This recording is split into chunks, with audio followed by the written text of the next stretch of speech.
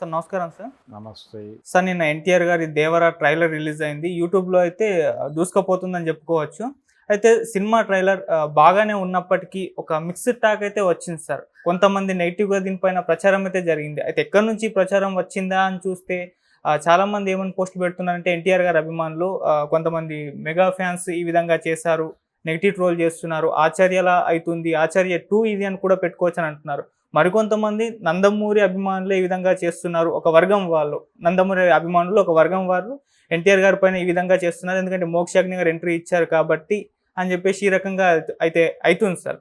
నిజంగా ఎన్టీఆర్ గారి పైన ఈ విధంగా నెగిటివ్ ప్రచారం జరుగుతుందా? వీళ్ళ దగ్గర నుంచే జరుగుతుందా? అయితే ఎందుకు అంటారు? మరి మీ ఒపీనియన్ ఏంటి సార్ వీటిపైన? ఒపీనియన్ ఏం లేదండి నాకు దీని మీద. అయితే ఒకటి, ఎన్టీఆర్ మీద నెగిటివ్ ప్రచారము అనేది కొత్త ఏం కాదు.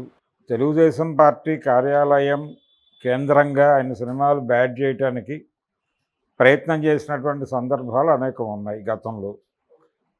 అంటే సినిమా టాక్ స్ప్రెడ్ అయిపోయిన తర్వాత చేయగలిగింది ఏమి ఉండదు ఎవరైనా సరే. టాక్ స్ప్రెడ్ అవడానికి ముందు మోకాలు అడ్డు పెట్టేటువంటి ప్రయత్నం చేస్తారు. అందులో భాగంగానే ఇప్పుడు ఇది కూడా కనిపిస్తోంది. అంటే ఈ మధ్యకాలంలో ఎన్టీఆర్ అలాగే కళ్యాణరామ్ వీళ్ళిద్దరూ కూడా పార్టీకి కుటుంబానికి కొంచెం పెడగా ఉంటున్నారు అనేది అందరికీ తెలిసిన విషయమే. ఓకే. అన్నగారి శత జయంతి కార్యక్రమాలకే హాజరు కాలేదు. తెలుగుదేశం పార్టీ ఆధ్వర్యంలో జరిగింది ఆ కార్యక్రమం. అలాగే ఇటీవల జరిగినటువంటి బాలకృష్ణ గారి సినీ స్వర్ణోత్సవ కార్యక్రమానికి కూడా వాళ్ళు గైర్హాజరయ్యారు. ఎందుకు జరిగింది ఇలా అనటానికి 100 కారణాలు ఉన్నాయి వాళ్ళకి. అంటే అంతకుముందు మే 20న జరిపారు ఆ కార్యక్రమం. అది నా బర్త్డే అందుకని రాలేకపోయాను అన్నాడు ఆయన. కళ్యాణరామ్ కూడా రాలేదు ఆ వేడుకకి. ఆ వేదిక మీద కనిపించలేదు ఇద్దరు.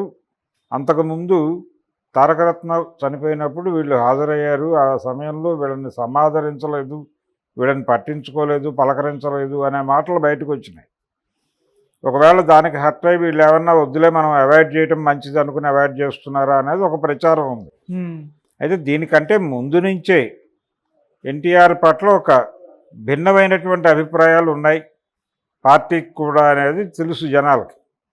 అంటే ఆ మధ్య ఆయన ఎన్టీఆర్ హెల్త్ యూనివర్సిటీ పేరు మార్పు సందర్భంగా ఖండించిన తీరు మీద విమర్శ వచ్చింది. ఓకే. అవును. ఆ విమర్శ చాలా తీవ్రంగా తెలుగుదేశం పార్టీ క్యాడరు మైకుల ముందుకు వచ్చి మాట్లాడారు. ఆయన్ని దారుణంగా క్రిటిసైజ్ చేశారు. నిజానికి అంత అవసరమా, అంత క్రిటిసిజం అవసరం అంటే అవసరం లేదు, కానీ చేశారు. ఒక దాడి జరిగింది. ఇలా దాడి చేయటం పార్టీ నాయకత్వానికి తెలియకుండా జరిగే అవకాశం లేదు. పార్టీ నాయకత్వం అనుమతితోనే జరిగింది అనుకోవాలి. రెండవది, చంద్రబాబుతో పర్సనల్గా ఆయనకు కూడా ఒక రిలేషన్ ఉంది. చంద్రబాబు గారి మేనకోడలు కూతురునే చేసుకున్నాడు ఎన్టీఆర్. ఆ వివాహం చంద్రబాబుకి ఇష్టం లేదు, ఇష్టం లేకుండా జరిగింది అని చాలామంది మాట్లాడతారు. అయినప్పటికీ ఫైనల్గా వాళ్ళ పెళ్ళి అయిపోయింది, వాళ్ళ కాపురం మీద వాళ్ళు చేసుకుంటున్నారు. అయినప్పటికీ ఆయన వ్యవహరిస్తున్న తీరు అంటే కొంచెం సబ్మిసివ్గా లేడు అనేది ఒక ఆరోపణ ఉంది ఆయన మీద. వినయ ప్రదర్శన జరగటం లేదు చంద్రబాబు పట్ల. అలాగే రామారావు గారి కుటుంబం పట్ల వినయంగా ఉండాలి కదా, వినయం కనిపించటం లేదు అనేది వినిపిస్తున్నటువంటి విమర్శ, వీళ్ళ వైపు నుంచి ఉన్నటువంటి ఎలిగేషన్.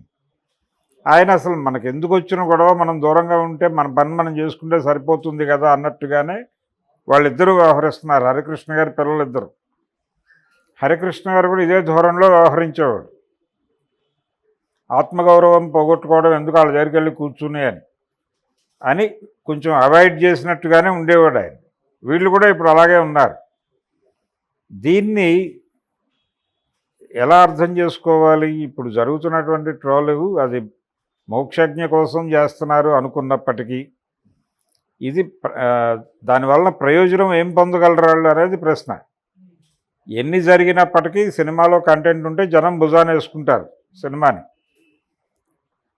సినిమాలో విషయం ఉంది అనేది అయితే కనిపిస్తోంది. రెండోది, ఆయన మోక్షజ్ఞ ఎంట్రీని ఇద్దరూ స్వాగతించారు.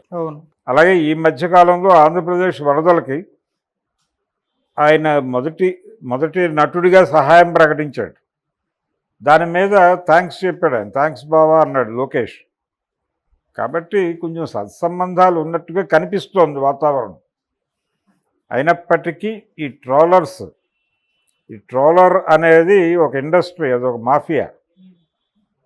ప్రతి పార్టీకి ఒక ట్రోలింగ్ వ్యవస్థతో తప్పనిసరిగా రిలేషన్స్ ఉన్నాయి.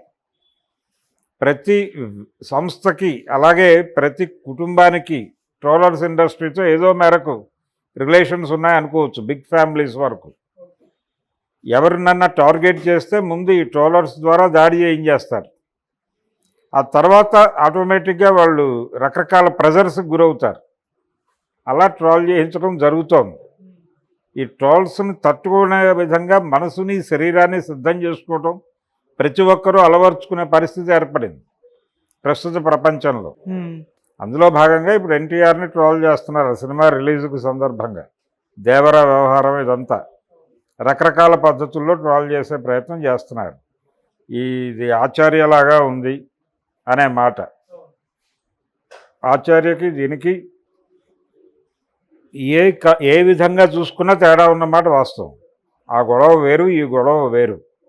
ఇప్పటికీ పాదఘట్టం అనగానే జనాలు భయపడుతున్నారు. అటువంటి కండిషన్ ఉంది. అందుకనే దాంతో పోల్చనక్కర్లేదు. ఇది ఒక ప్రయత్నం చేశాడు ఆయన. ఆ ప్రయత్నం రేపు థియేటర్లోకి వచ్చాక ఎలాగో తెలుస్తుంది. ఒకటి, కొరటాల శివ ఎటువంటి అంచనాలు పెంచే విధంగా ట్రైలర్ని కట్ చేయలేదు. ఎటువంటి అంచనాలు లేకుండా కుదిరితే కొంత బ్యాడ్ ఒపీనియన్తో థియేటర్కి వచ్చినా చాలు ప్రేక్షకుడు అనుకుంటున్నాడు. అలా వచ్చే ప్రేక్షకుల్ని ఎంటర్టైన్ చేసి పంపిస్తాడు ఆయన. వాళ్ళు బయటకు వచ్చి మాట్లాడే టాక్ కొంచెం స్ప్రెడ్ అయ్యే పద్ధతిలో ఉంటుంది, స్ప్రెడ్ అవ్వడానికి అవకాశం కల్పిస్తూ ఉంటుంది. సో అటువంటి టాక్ కోసం ఎక్స్పెక్ట్ చేస్తున్నాడు తను. అందుకనే ఆ ట్రైలర్ అట్లా కట్ చేశాడు, చాలా జెన్యూన్గా కట్ చేశాడు. అంటే ఎక్కడ సినిమా ఏదో అతి అంచనాలు క్రియేట్ చేసే వైపు కాకుండా ఎటువంటి అంచనాలు లేకుండానే వెళ్ళాలి అనే మూడ్లోనే చేశాడు. ఇప్పటివరకు రిలీజ్ చేసినటువంటి సినిమాకి సంబంధించిన ప్రమోషనల్ కంటెంట్ అంతా అదే లైన్స్లో చేశారు వాళ్ళు. దేనికి వేరే హైప్ రాలా, అలాగే నడిచింది. అబోవ్ యావరేజ్ అయినా చాలు ఈ సినిమా సక్సెస్ అనే మూడ్లో ఉన్నారు. అదే మూడ్లో రిలీజ్ అవబోతుంది రేపు 27వ తారీఖు. అందుకని ఎవరు బ్యాడ్ చేసినా సినిమాలో కంటెంట్ ఉంటే అది వెళ్ళిపోతుంది. దీనికి సజీవ ఉదాహరణ ఎన్టీఆర్. చాలా కాలంగా ఈ బ్యాడ్ చేయడం అనేది జరుగుతోంది ఎప్పటి నుంచో.